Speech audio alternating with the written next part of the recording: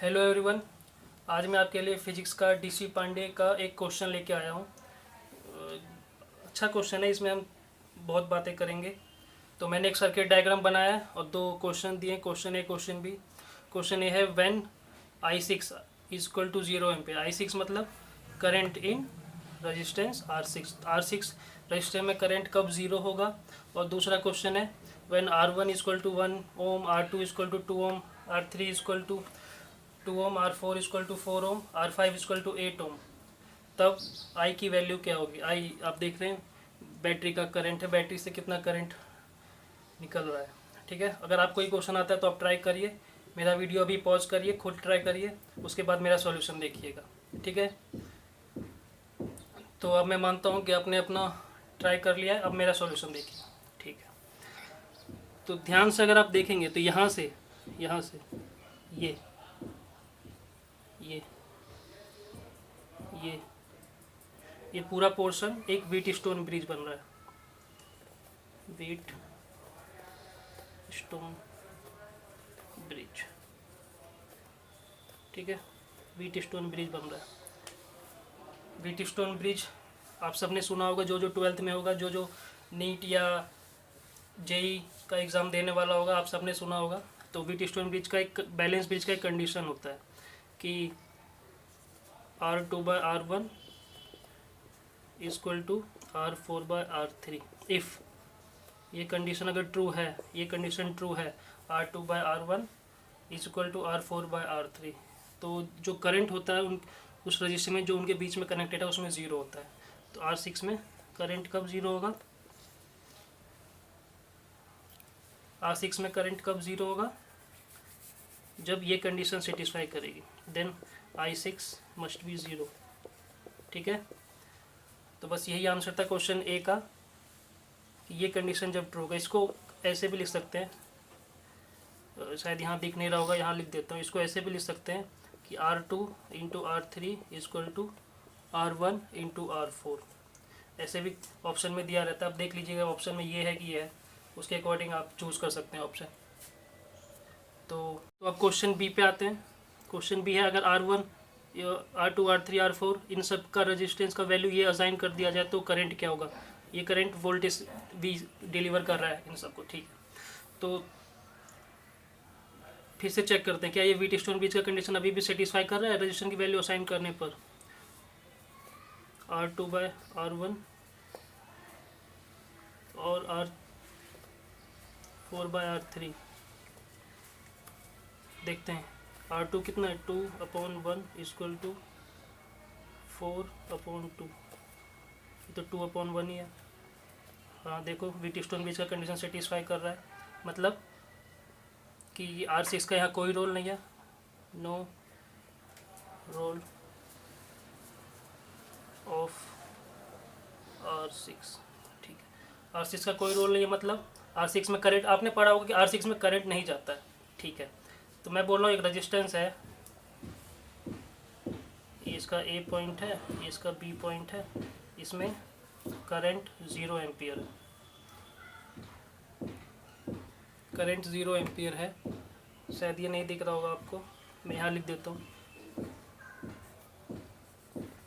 एक रेजिस्टेंस है point A B, इसकी वैल्यू कुछ भी हो सकती है।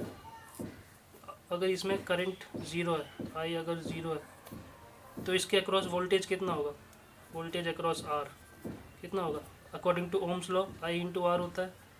क्योंकि आई 0 है तो आर की कोई भी वैल्यू हो, वोल्टेज तो 0 हो जाएगा, 0 वोल्ट।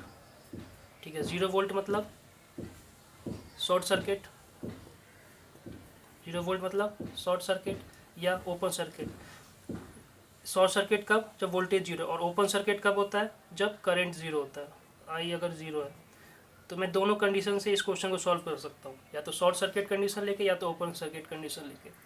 तो मैं दोनों कंडीशन लेके अभी सॉल्व करता हूँ इसको। ठीक है, तो अगर मैं मेथड 1 की बात करूँ, मेथड 1, ठीक है, मेथड 1 में मैं कहता हूँ कि current in R6 is 0 ampere. ठीक है, तो सर्किट डायग्राम कैसे बनेगा, ऐसे ये यहाँ तो 0 है तो ये तो ओपन सर्किट हो गया, ये ठीक है।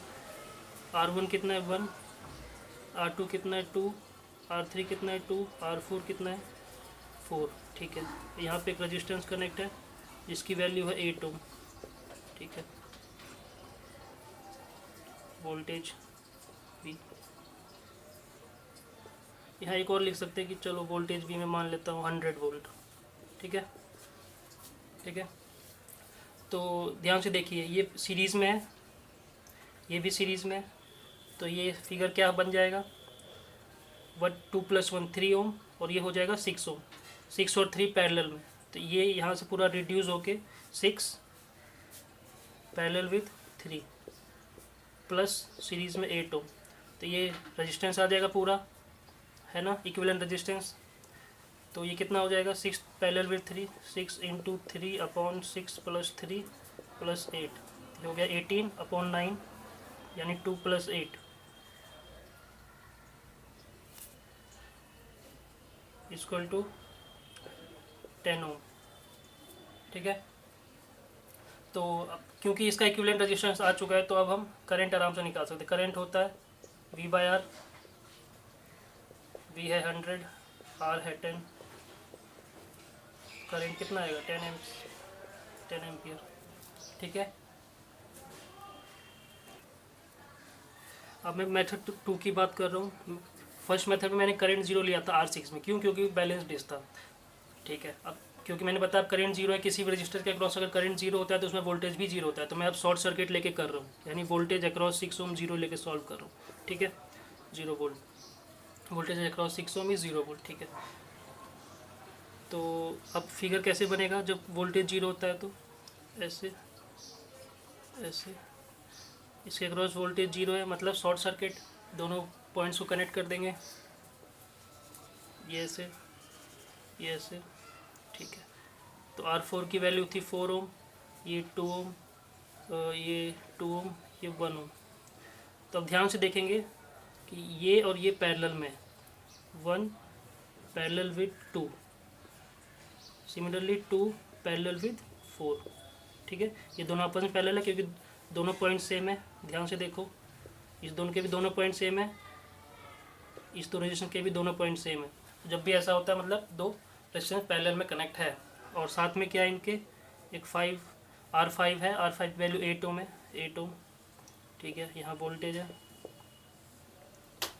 100 वोल्ट, ठीक है, इतना प्लस 8 ओम, तो इक्विवेलेंट रेजिस्टेंस आ जाएगा ये। तो ये कितना को इसको सॉल्व करिए, 8 प्लस ये हो जाएगा 1 × 2/2 + 1 3 प्लस 2 × 4/4 + 2 6, ठीक है। तो इसको सॉल्व करेंगे तो कितना हो जाएगा ये 8 + 2/3 प्लस 8/6, ठीक है। इसको एलसीएम लीजिए, पहले इन दोनों को आप सॉल्व कर लीजिए, उसके बाद इसमें ऐड कर दीजिएगा, ठीक है। तो मैं ऐसे करता हूँ, 8 को एज इट इज रहने देता हूँ, पहले देखता हूँ यहाँ से क्या पता सिंप्लीफाई हो जाए। ये 6 हो गया, ये 4 हो गया, ये 8 हो गया, तो ये हो गया 8 प्लस 8 12/6, ये हो गया 2 यानी 10 ओम, इक्विवेलेंट रेजिस्टेंस 10 ओम आ गया। तो अब आई फिर से हो जाएगा V/R, V था 100, R था 10 ओम, फिर से I 10 एम्पियर आ गया। देखिए दो मेथड से मैं सॉल्व किया, करंट 0 लेके, एक बार वोल्टेज 0 लेके। व्हीटस्टोन ब्रिज का कंसेप्ट ये कहता है कि जब भी उसका बैलेंस कंडीशन ट्रू होगा तब R6 का रोल ख़त्म हो जाएगा, मतलब R6 में करंट 0 हो जाएगा। करंट 0 मतलब ओपन सर्किट, और करंट 0 ओम्स लॉ से वोल्टेज 0 भी देता है, लेकिन वोल्टेज 0 ये बस रजिस्टर्स इन सब के केस में होता है, बाकी सर्किट एलिमेंट जैसे इंडक्टर कैपेसिटर इनके केस में नहीं होता है, ठीक है। तो आई होप आपको अच्छा लगा होगा। दो मेथड से मैंने क्वेश्चन को सॉल्व किया, और भी दो मेथड से मैं इस क्वेश्चन को सॉल्व कर सकता था, लेकिन वो थोड़ा ऊपर लेवल का हो जाएगा, तो अभी आपके लिए इतना काफ़ी है। तो ओके, थैंक यू।